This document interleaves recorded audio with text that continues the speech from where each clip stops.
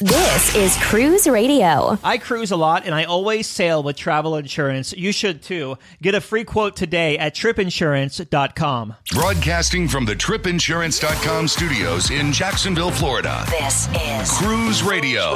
Hey, how's it going? Thank you so much for checking out this episode of Cruise Radio. My name is Doug Parker. Very happy to have you here, my friend. Coming up on this week's show, a review of MSC Seaside. Marley checks in with her 3-night sailing aboard the Seaside, and it sounds just like our review the other day. MSC still doesn't have their stuff together, so Marley will unpack all that for us in just a little bit. President of tripinsurance.com, Dan Skilken, drops by to answer some of your listener questions. And as always, waiting in the wings is staff writer Richard Sims. Hey, Richard. Hey, Doug. A good run of bad luck for a Royal Caribbean ship. Talk about disappointing. Imagine you fly to Seward, Alaska, and you're all set. You're going to enjoy a 7-day cruise, only to find out once you're on board, yeah, the ship is broken and you're not going anywhere but home. That's what basically happened for passengers who boarded Radiance of the Seas last week. They were basically told, whoops, we have a propulsion issue and the ship's not going to sail. Now, there were some other ships sailing over the next few days from various lines out of that same area. But, it's kind of tough, especially at the last minute, to just suddenly switch everything over and get on a different ship from a different line. You'd have to make a whole new booking. Plus, you probably spent a fair amount of money on the Alaskan cruise, and you are going to get a refund from that. But it's not like it's instantaneous, and you can just take that money, have it slapped on your credit card, and then put it back on to sail on, say, a Holland America ship that's leaving 2 days from now. Also, the closer you get to sailing, the harder it is to get on a ship for various reasons, including, that they have to lock their itinerary in place. So, this was not a great situation. Yes, guests got their money back. And yes, they got a future cruise credit for a future sailing. And yes, they probably got money to help deal with flight changes and such. But at the end of the day, it's a big disappointment. And to me, it seems like this kind of situation would be even more disappointing than, say, a trip to the Caribbean. Alaska sailings tend to be special. They're more expensive. They take a lot of planning because you figure you may only do this once. You want to see everything you can do. I know I had a trip that my sister and I were going to do to Alaska a couple years back, and we spent a lot of money on it and a lot of time. And then thanks to the shutdown, we didn't get to go. So this is kind of more disappointing than just any old, sailing, especially for people who cruise, who only, like I said, are thinking this is a once-in-a-lifetime kind of thing. I will say the other thing is it's a great reminder to always have trip insurance. I know people who've taken 20 cruises and said, oh, I don't need it. I never used it. But then you have that one trip where you do need it, and, it's just not worth the risk to travel without it. For me, the two things I always buy are trip insurance and a drink package. But that's a different conversation. When I saw this story pop up on the wire, my mind went back to 2019 when Ashley and I went to Vancouver to Seward, and it taking 19 hours to fly from Anchorage back here to Jacksonville. And that's, you have to also assume there's all these people who are now all competing for flights. And if they want to stay a couple days, there's, the hotel rooms, and you got to find, it's just a nightmare. I really feel terrible for everyone who was there, and it's just not a great situation. And plus, on top of that, the next cruise was also canceled. So you've got all these people who have plans to come in as well, and their trip is being canceled. It's a sad situation all around, and I'm blessed that I've never had it happen under those kind of circumstances. So, knock wood, hope it never happens. A missing person from a Carnival Cruise Line ship.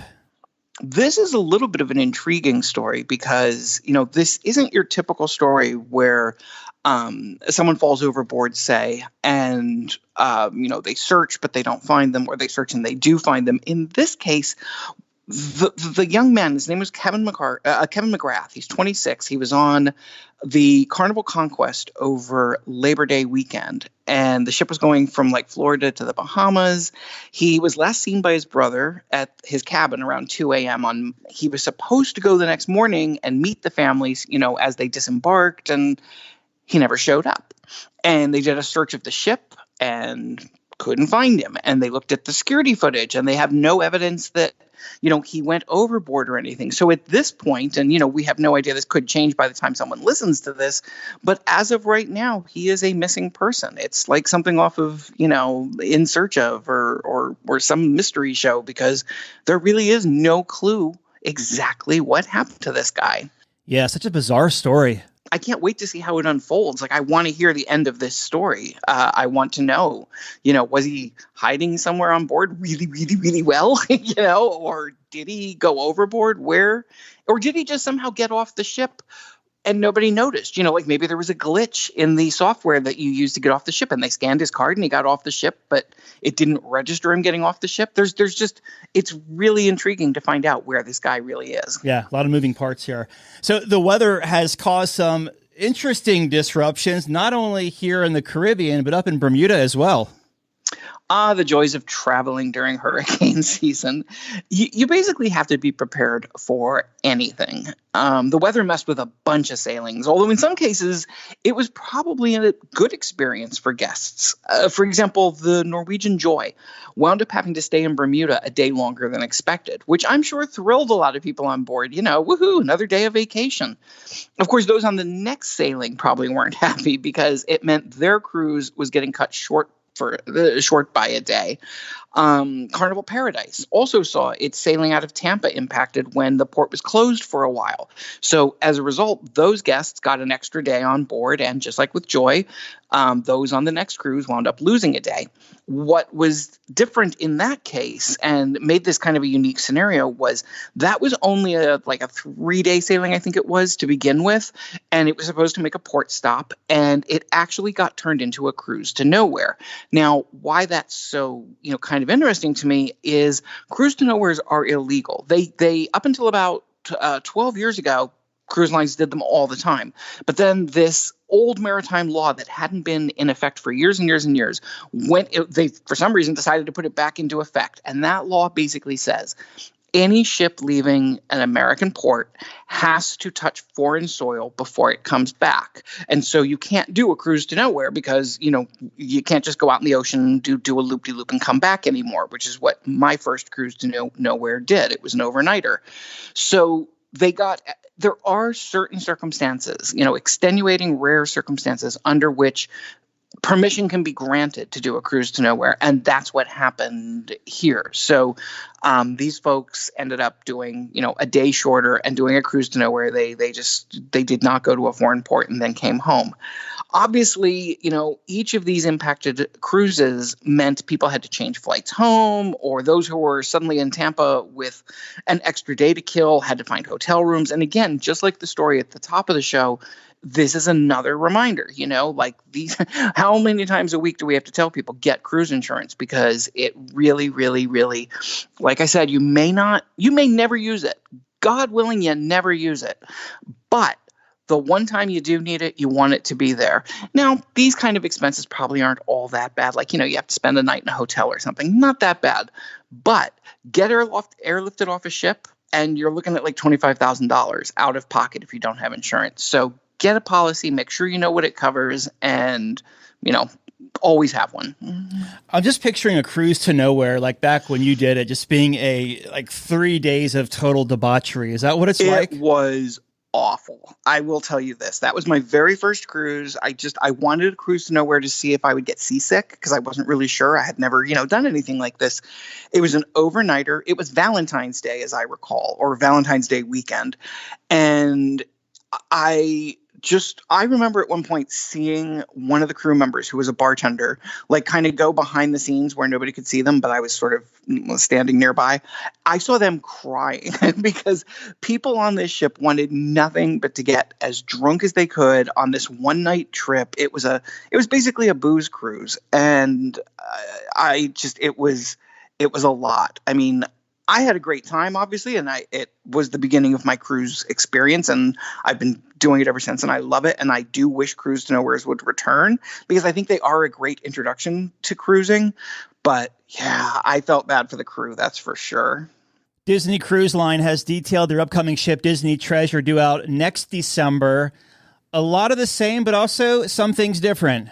every time Disney rolls out a new ship, they do one of these very splashy videos. It's like a half hour and there's a storyline and there's, a face in it that you probably recognize. And that shouldn't come as a surprise because, Disney is also a huge movie studio. So they have everything at their disposal to make these kind of things.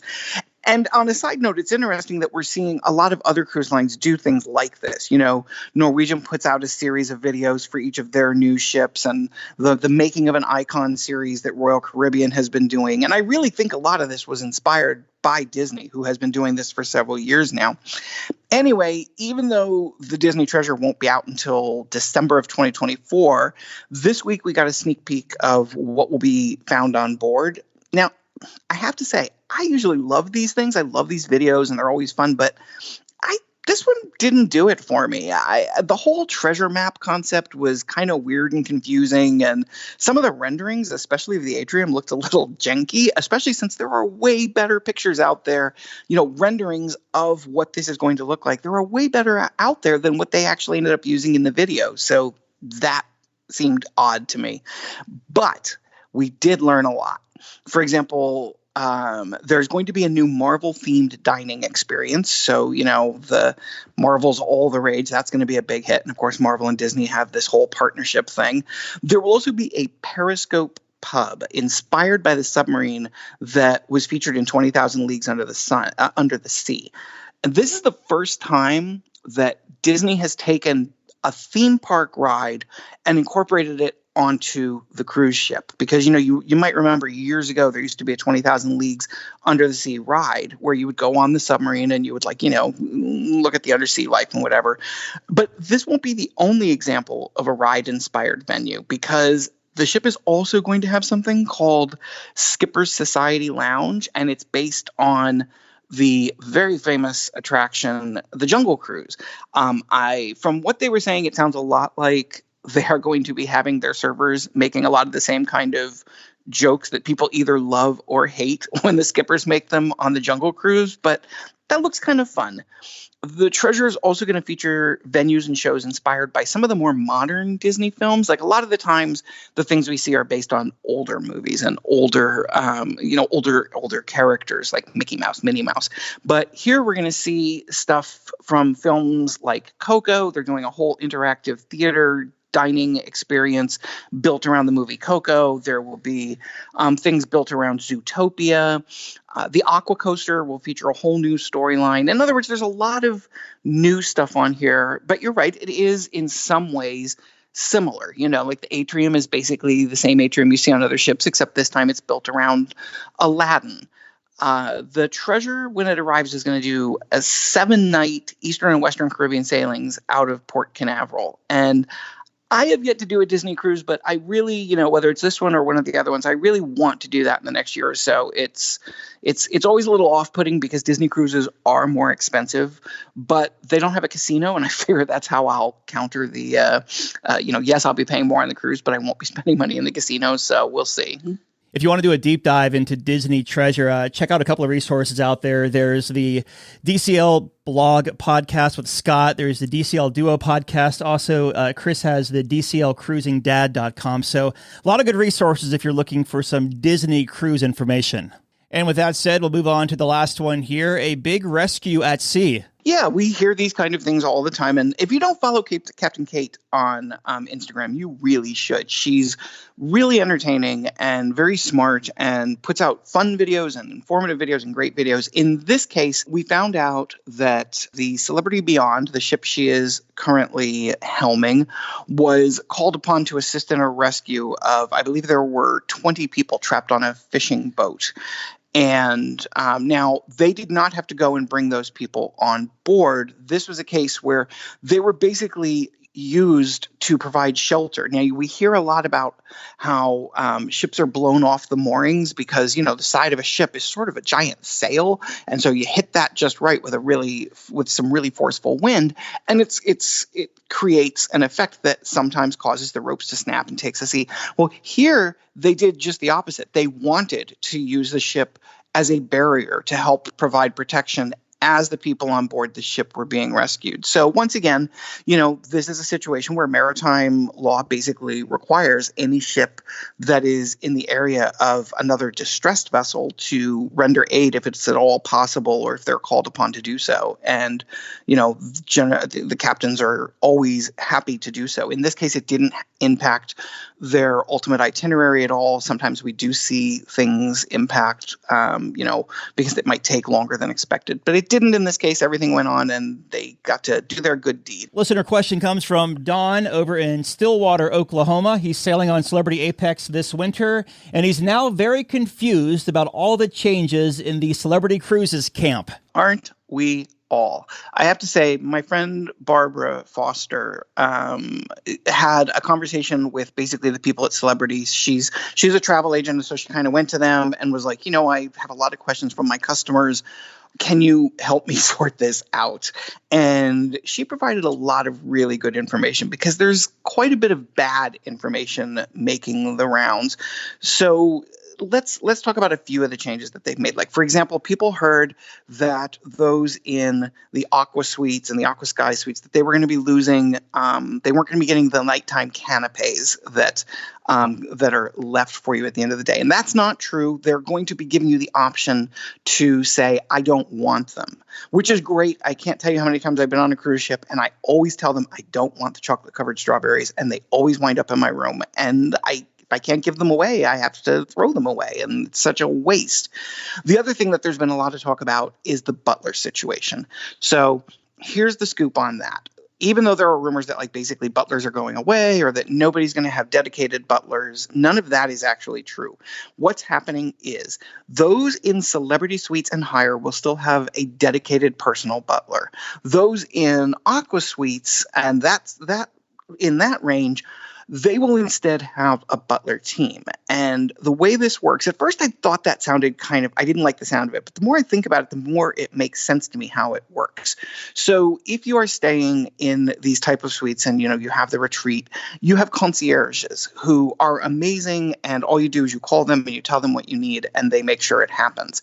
The way the butler teams will work is if you have a request that you would normally make to your designated butler, you just make it to the butler team through the concierge, and they dispatch whoever's available. It's sort of like if you are, ordering from Instacart. You don't have a personal Instacart shopper, but there are a whole fleet of Instacart shoppers, and the one who is available is going to help you. And I think that in some ways, that's a really, really great idea, because it means if your personal butler was off doing something for somebody else, you wouldn't be able to, you might have to wait for that service. But because they're doing it as a team, there's a whole fleet of them, and whoever's next in line, it's sort of like the taxi stand in front of an airport. That person is going to be the one who comes and takes care of you. So I think that's very, very cool. The one thing that everybody does need to know is that the tipping situation is changing. They basically the all-included will not be quite as inclusive because tips will no longer be included. We don't know exactly how this is going to impact pricing, whether, the fact that they're taking tips, which were previously included, out of that package, whether we'll see, a commensurate amount drop on the price or what will happen moving forward. We also don't really know how well the butler system will work. As Barbara pointed out, this is going to be the kind of thing where over time we hear reports from people. So, it'll be great the first time you have somebody on to interview them about their trip on a celebrity ship and they were in, one of these Aqua class suites that have the team of butlers as opposed to the dedicated butler. Did it work as well as they expected? I will say that personally, I did my first celebrity cruise earlier this summer. I was on Celebrity Summit. I was in the retreat. I had a personal butler. I had no idea what to do with him. I'm like, he would come by every day and be like, is there anything I could do for you? No. I did, however, avail myself quite a bit of the concierges. They were really helpful in making plans for things. And I suppose I could have asked the butler as well, but the concierges were right there, and they're so convenient, and it's a great system that works. So, like I said, it'll take a couple of months to see how this all sorts out, especially where pricing is concerned. This does go in effect for any bookings after October 4th. If you've made your booking before October 4th, it's not an issue, which actually sounds like the situation for Don, the person that we're answering this question for. Is he probably, if he's sailing this year, he probably booked it already, which means that most of this will not impact him at all. The concierge service, I didn't really understand what exactly it would do on a ship. Like, I get it, like on land and such, but I was surprised, Richard, when we were sailing on Getaway last year and I had to hop off the ship to get to Miami. They did everything. They printed out all the paperwork I needed, the forms and everything, and walked me down to the gangway to get off the ship in Nassau, Bahamas. It was kind of cool what they actually do. Amazing. That was Omar, we were on one of his last sailings as a concierge. He was moving into a different department by his own choice with Norwegian. But yeah, he took care of every single detail. He did, when we arrived back in New York, he did the same thing. He took all of the Haven guests and he put them took us down personally downstairs so that we didn't have to deal with, the craziness that can be embarkation. I'm doing an NCL trip for Halloween. I'm going to be on the Escape, and I'm not staying in the Haven or a suite or anything. And I'm terrified of what I'm going to have to deal with when it comes to disembarkation. But I'm back with the normal people. There you go. I've been talking with staff writer Richard Sims. Thank you so much, buddy. Talk to you next week. Talk to you then.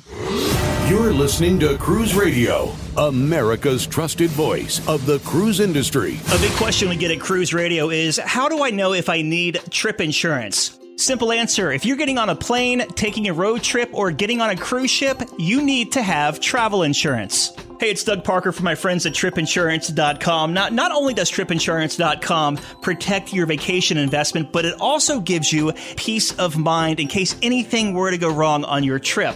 How do they do it? They offer 3 different types of trip insurance policies. Good, better, and best. One policy for every vacation budget. But it doesn't just stop there. They're up to 40% lower when you shop around on other comparison sites. Plus, tripinsurance.com offers 24-hour customer support before, during, and after your trip, online claims assistance, and travel alerts to let you know what's going on at your destination. But find out for yourself. Check out tripinsurance.com.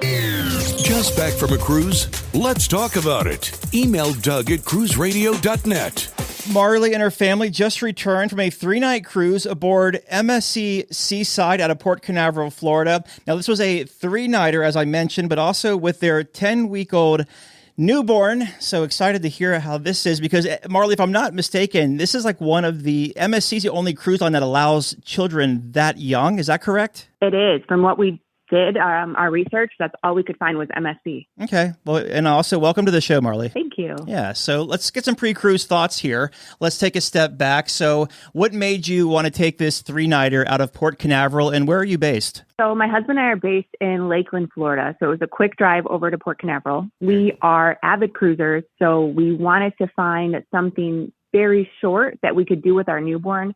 Not really to see if our newborn could handle it, but if we could handle it before diving into a 7-day.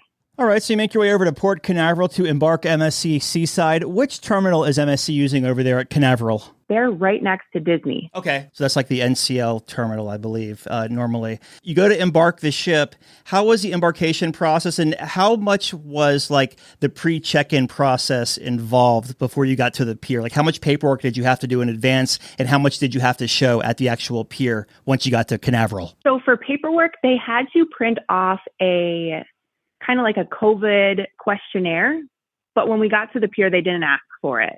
So I don't know if that was necessary. As for documentation, for an infant, a birth certificate was fine. And for my husband and I, we have passports. Okay. It was very quick. Our embarkation time was 2:30. We saw on a cruise group that people were just getting right on the ship. So we headed over around 1 and was able to get right on. You mentioned at the top of the interview that you're an avid cruiser. Have you sailed MSC before? Never. Okay, so what were your first impressions once you walked into that atrium on MSC Seaside? We both thought the ship was beautiful. They have this crystal staircase right in the atrium. breathtaking. Everyone was taking photos in front of it. We've seen photos, but it didn't do it justice being actually looking at it. Yeah, it's probably that class of ship rather, is probably one of the most intense atriums at sea, at least currently.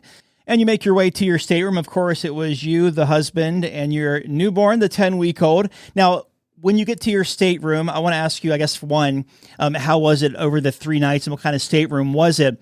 But did you bring anything additional on board, like a pack and play or anything for the little one? So we decided to bring a bassinet because she is very tiny. We didn't want to use a pack and play. They did allow you to bring one, and another family member with their baby did bring a pack and play, which they used. The cruise ship would provide one if needed, but there was a lot of infants on the cruise that we were on, so they did not have any available for us if we did want one. Okay. As for baby gear, we brought, like I said, our own bassinet. We brought a beach tent, a fan, just anything we thought she might need doing a beach day. What kind of stateroom did you have, and how was it for the 3 nights? So we had an ocean view, and we loved it. The ocean view window kind of has like a window sill that I don't know if you can sit on it, but we used it to change diapers, use it as storage. So we thought it was nice, and it was plenty of room for us. And as far as storing your luggage, the bathroom size, enough plugs in there, was it all sufficient? It was, yep. So let's talk about the dining on this ship. And of course, is this the ship that has, this class of ship that has two buffets, like one on 8 and one in 16 or something like that? Yes. So how were the buffet areas? That's honestly where we ate for all lunches, dinners, breakfast. We did the buffet area. We did not like the main dining area. And I'm curious, why was that? We thought everything was very slow coming, and by the time we got anything, the food was cold. One of the nights they served chicken and waffles, and I ended up getting food poisoning because the chicken was undercooked, but I didn't notice it until a couple bites in. That's one thing MSC just can't get their hands around is good food service. And I've been sailing MSC. Like my first cruise with them, I think was in 2010. And I had the same exact issue like that you had, but I had like fish that was still raw. But it's just like you would think that 13, almost 14 years later, they would have a hold on the whole food situation, especially how aggressive they're expanding in the North American market, you know? Yeah. I'll get off my soapbox. As far as you mentioned you went to the buffet all the time. Is there a difference between the buffet on deck 8 and 16? No, we didn't notice a difference. The deck 16 buffet, I believe it was called Biscayne Bay. It was very small, and we actually liked that one better. It was less crowded, but we ate the pizza every day. The pizza was absolutely incredible. And then no other places to eat, just to clarify, like no specialty, no other poolside venues. You just stuck to the buffet for breakfast, lunch, and dinner? Yeah, we didn't do any of the specialty dining with the baby. We found out that she could not go to baby care. There was some misled information from MSC themselves. On the phone, they said they would take her, but once we got on the ship, they said infants have to be 1 year of age in order to drop off. Well, that doesn't surprise me. So how was the entertainment on this 3-night cruise? We didn't mind it. We enjoyed the comedy shows and the Michael Jackson show. We did some of the trivia. We just really stayed indoors. It was too hot to do pool days with the baby. So we enjoyed the entertainment. Any like musical events happening around the ship, whether it be like that big atrium normally hosts like some massive dance parties or live music, anything like that? Or were you more, steering clear of that because you had the little one with you? We definitely steered clear. We brought a stroller, and our stroller is massive, and we weren't prepared for all the people. So we mainly wore her, and people see a newborn and they just want to flock to her and touch her. And so we were a little uncomfortable in the big dance party. So we steered clear of it. Gotcha. So with this being a 3-night cruise, it only went down to their private island. So how was your sea day as far as crowds and congestion? Our only sea day was Thursday, leaving the port. So it wasn't too bad. Wow. Okay. So it's all pretty clear then. Like if you were trying to get from point A to point B, not a lot of people out, or if you're at the buffet for breakfast, lunch, or dinner on a sea day, easy in, easy out. Yeah, it wasn't that bad. We had read that there might be lines at the bars, and we didn't deal with that. They were pretty fast moving at the bars. Okay. Before we get to MSC's private island, what other cruise line private islands have you been to in the Bahamas or Caribbean? We have been to Royal Caribbean, not Perfect Day at Coco Cay, the Labadee.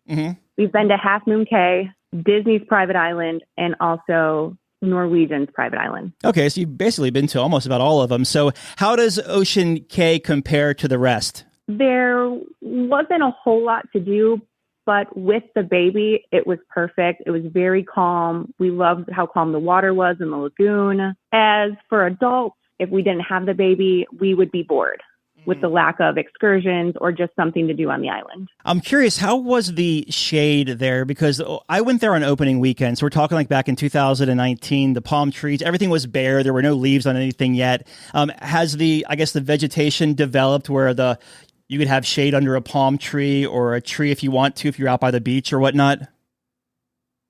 Yeah, we actually had loungers set up right underneath a palm tree. And then we also brought the baby beach tent, which was amazing. MSC is one of the cruise lines that lets you use the drink package on the island. Did you have the drink package for this cruise? We both did. Okay. And we were disappointed.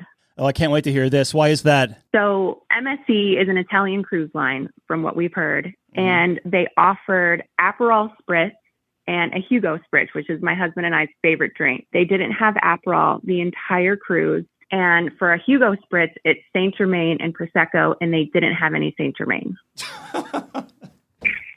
Good gosh. That was a bummer. Yeah, I would say, being an Aperol Spritz fan myself and going on an Italian line, that's kind of like you might not have the beef or the burger meat, but you should probably have some bottles of Aperol. Absolutely. Yeah. Wow. Okay. So you didn't have the Aperol. How about on the island? Were you able to get anything on the island? We did not drink on the island. This was kind of my first outing as a new mom.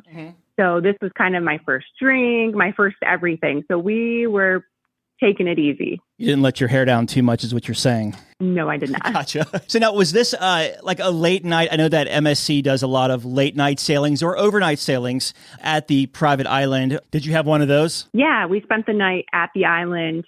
We did miss the light show, however. You make your way back then to Port Canaveral. Now, was this is it an overnight sailing going back? Like you leave in the middle of the day at noon or 4 o'clock and you're back in Canaveral the next morning? How does that route back work? Yeah, we were supposed to leave at noon, but they decided 4 o'clock we could still make it back on time. So the ship left at 4. And then once you got back to Port Canaveral, how was the debark process? It was pretty easy. We decided to carry everything off so we could be one of the first people off the ship. And with her having a birth certificate, that line was a little bit longer, but it was still very smooth. Any first-time tips to offer anyone who's sailing with an infant? Bring whatever you would use at home. They were very accommodating. They didn't care about the powdered formula, baby snacks. They didn't mind the jugs of water.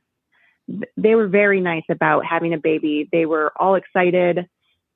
Honestly, we kept it simple. We didn't overpack, but any everyday essentials we brought. As you mentioned earlier, anytime you have a baby in arms, you're always the little one is always the star of the show. So how do you react with that? Like, do you just keep on rolling when you're walking by and people are giving you a lot of attention, or are you stopping and interacting with everyone? We definitely stopped and engaged. My husband wore her, and she has these heart sunglasses. So we were referred to as the hangover couple. Oh, that's cute. On the ship.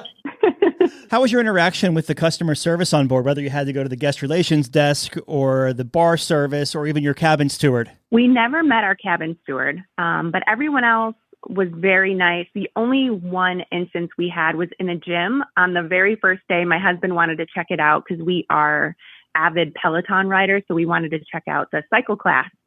And the gym attendant yelled at us for having open-toed shoes in the gym. Whoa, okay. On the first day, which was kind of weird. You would think they would try to be a little kinder because they're trying to upsell you on those extra fee classes. Right.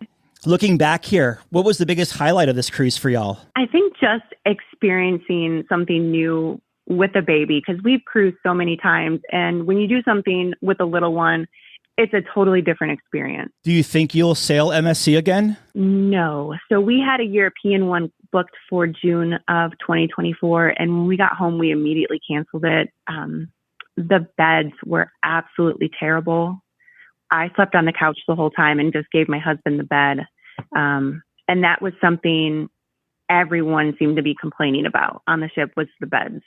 How about I didn't ask you this, how about the casino as far as like the smoke situation in and around it? Because you have to kind of navigate through or around the casino to get to a couple places on the ship. It honestly wasn't too bad. We've dealt with some smoky casinos, but we did walk through with the baby and it was not overwhelming, which we were thankful for.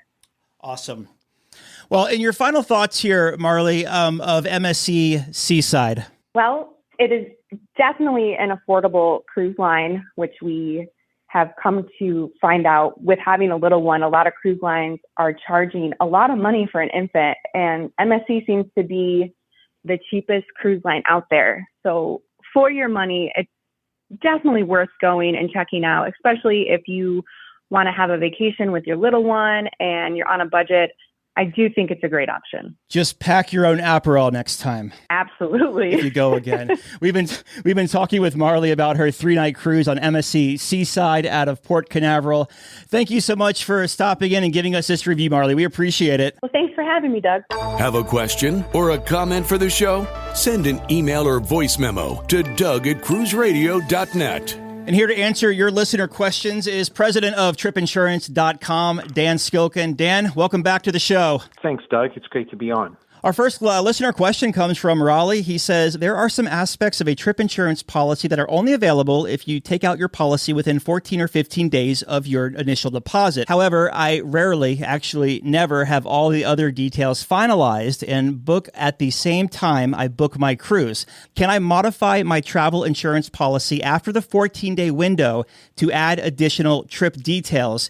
And will this negate the 14-day window? The time-sensitive provisions of the policy include coverage for bankruptcy, pre-existing condition waiver, eligibility for cancel for any reason, and sometimes coverage for terrorism at your destination.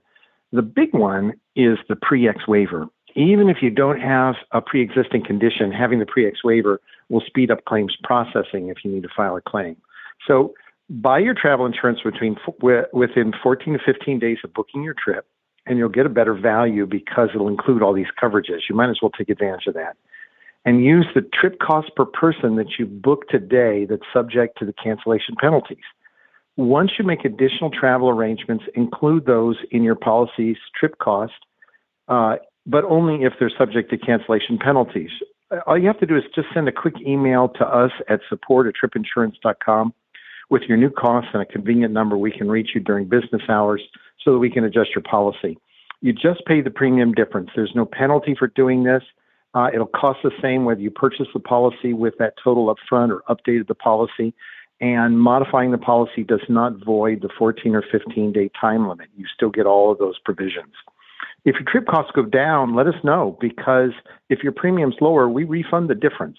If you haven't bought from us, contact your own insurance company and request them to modify the policy. Most companies will do this. Now, U.S. Fire will let you insure your deposits with the cruise company as you make them. Nationwide requires you to insure the total trip costs that's subject to cancellation penalties, regardless of the timing of your payments. So the U.S. Fire policy lets you pay for only the insurance that you need as you increase your investment in the trip. That's a big advantage. Again, just email us whenever you make additional payments on your trip or additional travel arrangements. Next question comes from Carlos in San Antonio. You have mentioned the importance of trip insurance several times, but the cost of trip insurance for each trip is pretty high. Do you use an annual trip insurance policy, and do you know if tripinsurance.com provides that? Buying an annual policy is very dependent upon what style of traveling you're doing. If you're doing extremely long vacations, and by that I mean vacations that last more than 90 days, and they don't necessarily have a definitive agenda that you're moving around sort of freeform, then it may make a lot of sense to get an annual policy. But I can tell you that, and by the way, we offer travel medical coverage on our site that'll cover you for a year. Annual travel insurance typically, though, only covers medical and medical evac. It has very limited coverage for trip cancellation and trip interruption. Sometimes it does, sometimes it doesn't, and they cap the limits. But so this leaves you exposed to high cancellation penalties if you're not insuring your cancellation penalties. And you may think you're not worried about trip cancellation coverage because you get flight credits, perhaps, or a credit from the cruise company that you could use later on. But once you start your trip, if you have to cancel because of a covered medical reason, for instance, or any other covered reason, you need the coverage for the loss on the balance of your vacation or the extra cost to get home. I have never heard of a cruise company refunding the balance of your trip if you had to get off early to go home because of a covered reason. We have generally found that insuring each of your vacations separately with a comprehensive travel insurance policy is generally cheaper and it provides better coverage. You're not insuring for the times when you're not on vacation, and each vacation typically has slightly different coverage needs. And if you have to cancel for a covered reason on an earlier trip, you're generally covered for cancellation on the following trips. So the follow-up trips. So you have some control over the cost of this insurance based on what you declare as your trip costs when you enroll. But watch for language that may require you to insure the total cost of your trip that's subject to cancellation penalties. Nationwide typically requires this, but U.S. Fire doesn't include that language. So you've got a lot more flexibility in terms of how much you declare for your trip cost. And we got to talk about it because it's another late hurricane season. How should listeners evaluate travel insurance policies when it comes to cruising during hurricane season? Doug, this is a great question. There are generally two different types of coverage for hurricanes and bad weather. Most policies include a provision to cover you in the event that your destination, and sometimes your home, becomes uninhabitable due to a hurricane. But a cruise ship is not considered a destination. You got to remember that. It's a common carrier, and you're moving around on the boat, even though you have accommodations on the boat. The ports you stay in an actual hotel are considered destinations. So we always recommend booking the night before your cruise in a hotel at the departure port if that area is subject to hurricanes like Florida or Houston or things like that.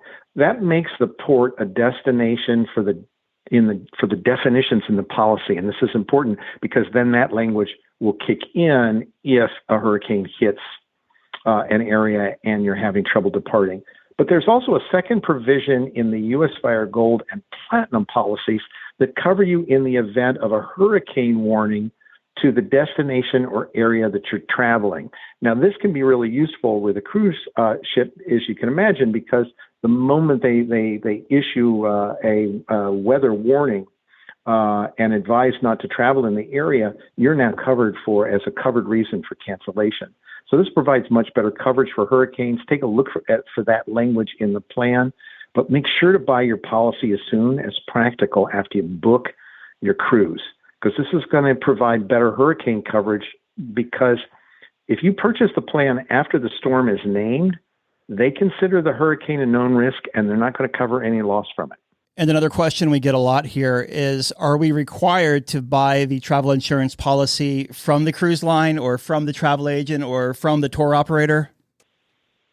We've had clients that felt pressured to purchase travel insurance from their cruise or tour company or travel agent. They called us up and they said, I'd rather buy from you guys, but they're making me buy. And the reality of the situation is that's actually against the law. They cannot require you to buy. They cannot bundle travel insurance with any other products. For instance, cruise credits and things like that. All of those practices are outlawed in all states.